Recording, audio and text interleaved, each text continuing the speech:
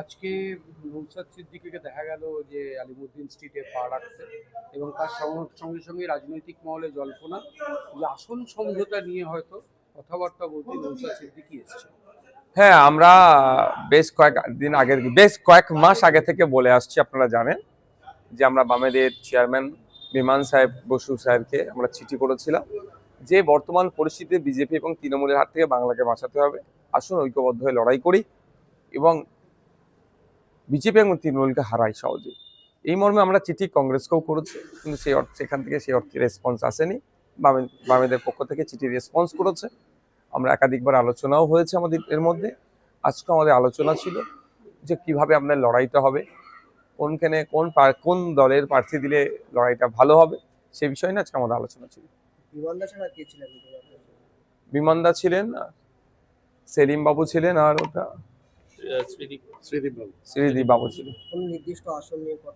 না, নির্দিষ্ট আসন নিয়ে না, আমরা একটা সংখ্যার আসনের কথা হয়েছে, সেটা নিয়ে আলোচনা হচ্ছিল, কোথায় কারা লড়াই করলে সেটা আমরা ভালো রেজাল্ট করবে সেই বিষয়টা আমরা বেশি আলোচনা করেছি। আমাদের অ্যাকচুয়াল লক্ষ্য হচ্ছে যে বিজেপি এবং তৃণমূলকে হারানো, সংখ্যায় শুধু সিট বাড়িয়ে নিয়ে ওটা আমাদের লক্ষ্য না, এটা আমরা বলে এসেছি ওখানে যে আমরা চাইবো যারা যেখানে শক্তিশালী আছে তাদেরকে আরো বেশি সাপোর্ট দিয়ে সেই সিটটাকে কিভাবে বিজেপি এবং তৃণমূলের হাত থেকে কেড়ে নেওয়া যায়। এর আগে একাধিক নির্বাচনে আসনের সংখ্যা নিয়ে একটা মতবিরোধ হয়েছিল, আপনারা একরকম দাবি করলেন, পরবর্তীতে সে দাবি রাখা হলো। কত দাবি করলেন আপনারা? দেখুন, এক্সাক্ট এখন সংখ্যাটা বলছি না, আলোচনার যেহেতু স্টেজে আছে, যখন প্রয়োজন হবে এটা পাবলিক ডোমেইনে ডিসক্লোজ করবো। হ্যাঁ, 2024 নির্বাচনে আমরা যে সিটটা চেয়েছিলাম সেই সিটটাতে হয়নি, ফলে আমরা আলাদাভাবে লড়াই করেছিলাম।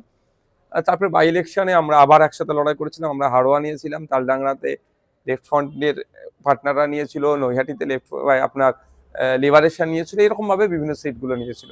তো আগামী আপকামিং ইলেকশনে যাতে আমাদের স্মুথলি আমাদের জোটটা হয়, কোনোভাবেই না কোনো রকমভাবে জোটের মধ্যে যে উত্তরবঙ্গে নয় এই দক্ষিণবঙ্গে জোট হবে, বা আপনারা জানেন যে দেগঙ্গা লোকসভাতে আইএসএফ প্রার্থী দিয়েছিল, ওখানে জোটে আমরা সিট পাওয়ার পরে ওখানে বামেদের এক জোট শরিক প্রার্থী দিয়ে দিয়েছিলেন, সেই বিষয়গুলো আর না পুনরাবৃত্তি হয়, এবং 5 লাখ ক্ষেত্রে একইভাবে হয়েছিল, সেই বিষয়গুলো আমাদের আলোচনা ছিল। দেখুন, আমাদের পার্টি ডিসাইড করবে।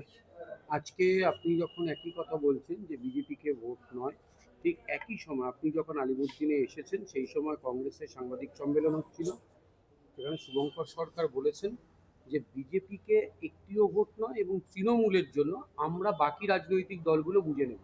আপনারা কি কংগ্রেসের সাথেও কথা বলবেন তাহলে? দেখুন, কংগ্রেসকে অলরেডি আমরা বাই মেল করে আমরা আহ্বান করেছি। প্রয়োজনে আজকে ওনার প্রেস স্টেটমেন্ট দেখবো, প্রয়োজনে আবার রিমাইন্ডার দেবো। আমরা তো চাইছি বিজেপি তৃণমূলের বিরুদ্ধে আমরা সকলে ঐক্যবদ্ধ লড়াই করি।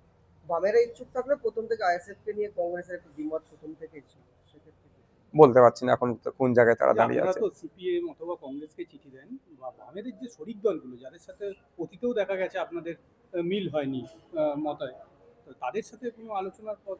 দেখুন, আমরা দিয়েছি বিমান বসু স্যারকে আমি চিঠি দিয়েছি, মোহাম্মদ সেলিম সাহেবকে আমরা চিঠি দিইনি।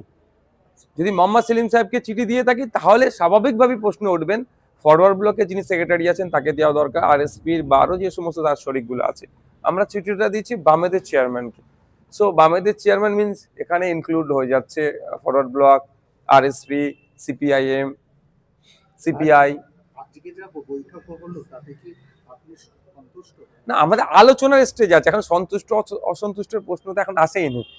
আমরা একটা সিটের আলোচনা হচ্ছে, এবার সন্তুষ্ট অসন্তুষ্টের প্রশ্ন যখন থাকবে পরের স্টেপে যখন সিট নিয়ে যখন আমরা চর্চা করব, কে সিট কোনটা নেবে বা কোথায় কোন সেগমেন্টে দাঁড়াবে, এইটা নিয়ে হবে। মানে আসন তো নির্ধারিত, এবার সেক্ষেত্রে সংখ্যা শরিক মানে আপনার তৃণমূল বিজেপি যদি যে পার্টিগুলো সংখ্যা বাড়লে সেক্ষেত্রে আসন তো প্রত্যেককেই কমাতে হবে।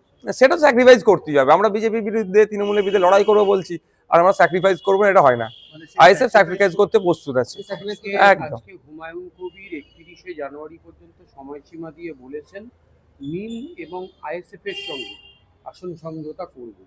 আমাদের সাথে এখনো পর্যন্ত অফিসিয়ালি কেউ যোগাযোগ এই ধরনের করেনি, বা আমাদের রাজ্য কমিটির কোনো নেতৃত্বের সাথে এই ধরনের কেউ আলোচনা করেনি। যদি রাজ্য কমিটির কোনো নেতৃত্বের সাথে ভার্বালি আলোচনা করতো সেটাও আমাদেরকে জানাতো, এরকম কোনো খবর আসেনি। না, আমাদের কোনো কমিউনিকেশন কারোর সাথে নাই। আমরা দেখুন, অল অ্যাবাউট পলিটিক্স আমি অনেক আগে বলেছি, প্রত্যেকটা ইস্যুই তৈরি হচ্ছে নির্বাচনকে সামনে রেখে। শুধু বাকিগুলো একটু বাইরে গিয়ে হ্যাঁ। হচ্ছে।